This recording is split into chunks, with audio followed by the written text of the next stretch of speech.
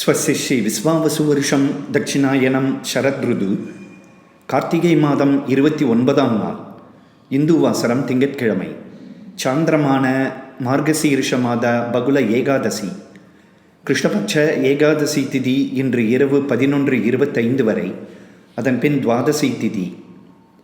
சித்திரை நட்சத்திரம் இன்று மதியம் 1:50 வரை, அதன் பின் சுவாதி நட்சத்திரம்.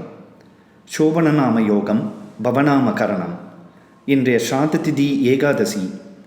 இன்று மதியம் 1:50 வரை சித்தயோகம், அதன் பின் அமிர்த யோகம். இன்று சர்வ ஏகாதசி.